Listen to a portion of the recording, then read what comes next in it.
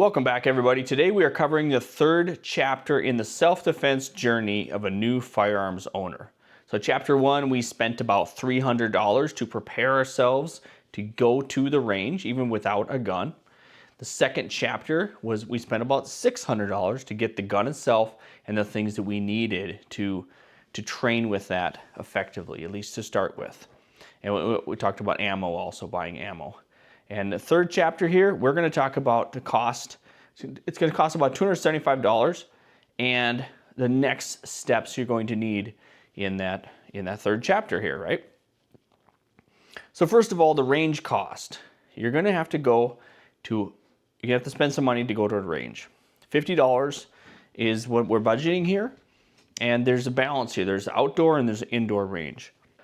The difference between an outdoor and indoor range is often the same as a manned versus an unmanned range.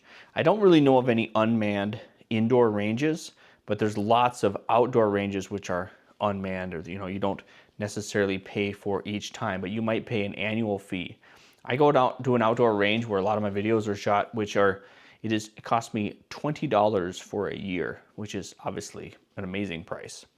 But let's just budget $50 to go to an indoor range. Let's say you go twice, right? It might cost you $25 each time. If you go to an indoor range, there are more people there.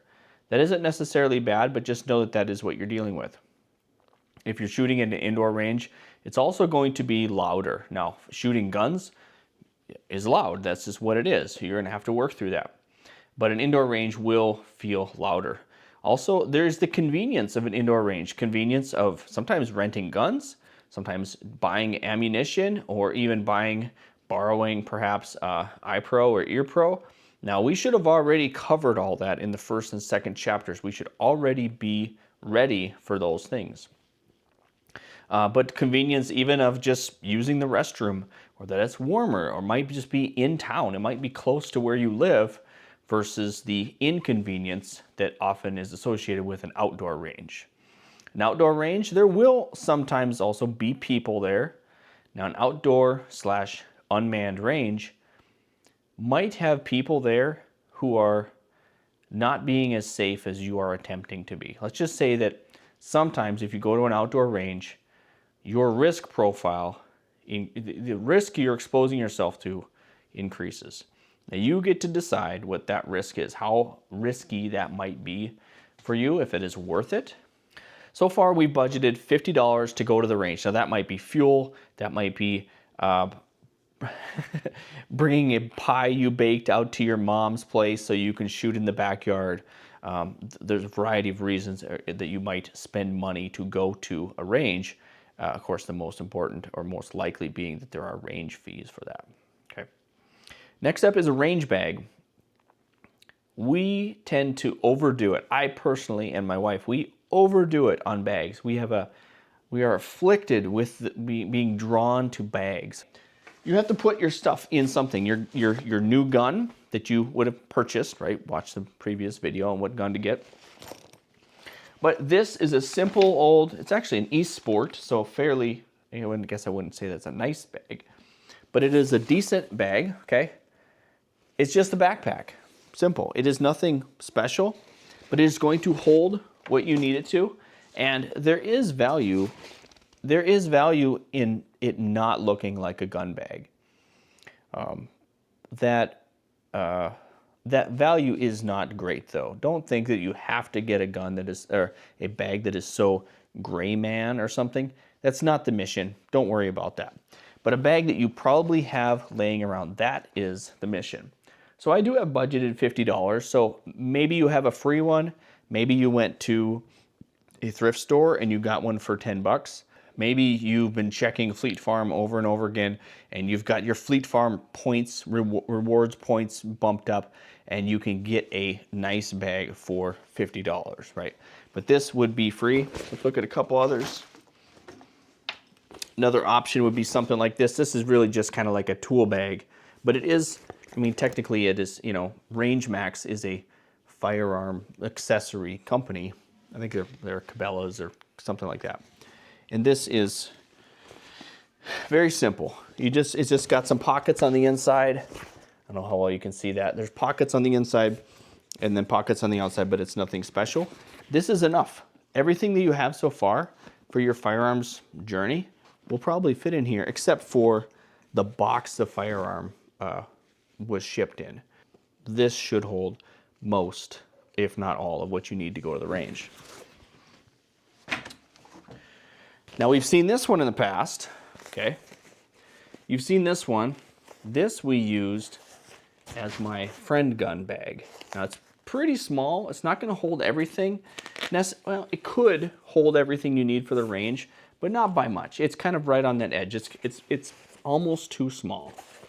So this is probably should not be your first choice for buying a gun for a bag, but if you're going to spend some money later on, getting something like this to supplement your storage, transport capabilities would be a good supplementation. Next is defensive ammo. You should have at least 50 rounds to shoot and 50 rounds to carry. So 100 rounds, it's $100 because usually these are about $1 a round. They can be up or down depending on that, but you need to invest this, not only just the money up front to have in your handgun to shoot defensively, but also you need to invest in running some of that ammo through your gun, knowing what it feels like, making sure it's not overpowered or underpowered for your gun, making sure that it cycles properly, that it feeds properly. Hollow points do feed differently than round nose, FMJs. So just making sure that they all run. Any normal, reputable handgun, I can't think of any defensive ammo I've tested in my M&Ps that has not worked, okay?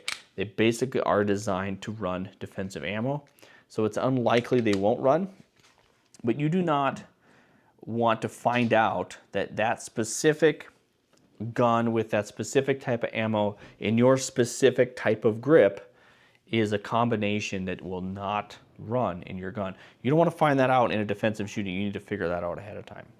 Overall conclusion, right, skipping to the end, is just get a lot of the same thing. Even if it's just 100 rounds, get 100 rounds of the same thing. Make sure those 50 run, and then those other 50 will be your backup. And lastly, a cleaning kit. It is probably less needed than you might think.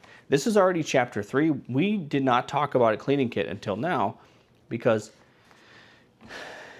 your guns should work okay.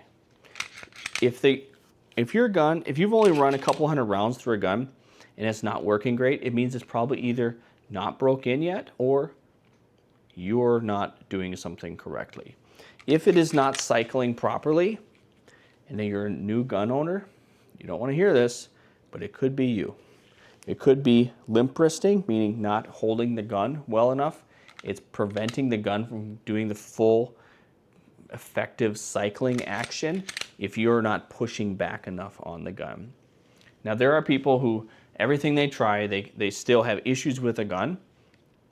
Then that's not the gun for you. That's okay. But don't think that malfunctions are just because it's a little bit dirty. Now, it could possibly be because it isn't broken in yet. A good break-in period for a gun is, I guess that's up for debate, but I would say 500 rounds, most guns are going to be broken.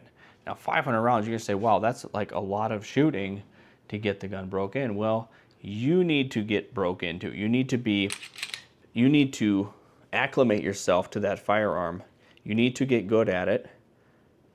That's just time and investment. That's what you need to do if that gun's going to do you any good. So, but a cleaning kit, kind of got out of the way there. But a cleaning kit, this actually was just included in one of the guns that my wife got recently.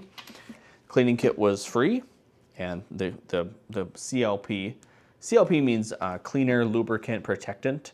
This is basically all you need for the most part. Plenty of people say, yes, you should have your own separate bore cleaner. Oh, you should have the grease for when it's in storage. You should have oil for the gun itself. You should have the cleaner for when you're, degreasing or cleaning it. I'm not saying that that's incorrect. I'm saying this simplified version is also correct. So just get something simple like this, a CLP. It doesn't even have to be this brand. I mean, there's plenty of good brands out there. Just go to Shields or anywhere and you'll find, it'll be fine. So, and then, like I said, this is already more cleaning kit than you need, believe me. So all that added up, that's about $275. You can fudge those one way or the other if you need to, but these things are still very important if you're planning to actually carry this gun for defense.